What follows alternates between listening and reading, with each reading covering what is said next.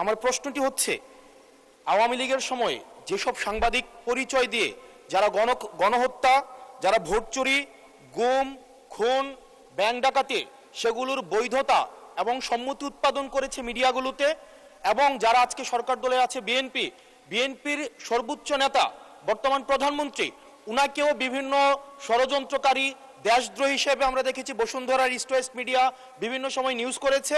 এবং আজকে যারা বিএনপি এবং জামাত আছে আমাদের এই সংসদে, তাদেরকেও বিভিন্ন সময় তাদেরকে হত্যা করার সম্মতি উৎপাদন করেছে কিছু মিডিয়া এবং কিছু নামদারি সাংবাদিক। এই সাংবাদিকগুলোকে বিভিন্ন হাউজে আবার এখন বর্তমানে পুনর্বাসন করা হচ্ছে।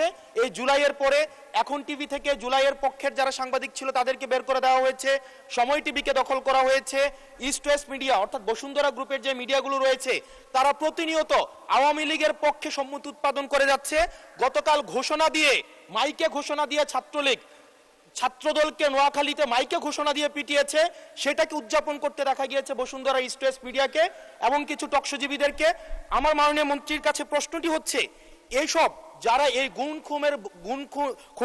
খুনের বৈধতা উৎপাদন করেছে, ভোট চুরির বৈধতা উৎপাদন করেছে, গণতন্ত্রের পক্ষে যারা ছিল তাদেরকে হত্যাযোগ্য করে তোলা হয়েছে, এইসব সাংবাদিক, নামধারী সাংবাদিক এবং এই মিডিয়াদের বিপক্ষে বা কি ধরনের আইনি ব্যবস্থা নেওয়া হবে, আইনি ব্যবস্থা আদৌ নেওয়া হয়েছে কিনা, কেন তাদেরকে আবার পুনর্বাসন করা হচ্ছে, সেটির আইনগত কি ব্যাখ্যাটি কি, সেটি এই সংসদের সামনে উপস্থাপন করার জন্য অনুরোধ জানাচ্ছি।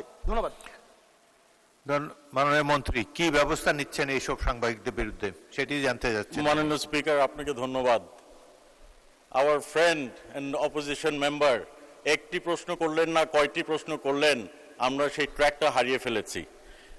আমরা একটি কথা বলতে চাই, গণমাধ্যমের স্বাধীনতা রয়েছে, তবে দেশের প্রচলিত আইন অনুযায়ী সকল যারা এই গণতন্ত্র সমুন্নত রাখার বিপক্ষে কাজ করবে, গণতন্ত্র ধূলিসাৎ করার কাজ করবে, কোনো সন্ত্রাসের কাজ করবে, সে যেই হোক, সে আইনের ঊর্ধ্বে না, তার বিরুদ্ধে প্রচলিত আইনে ব্যবস্থা নেওয়া হবে।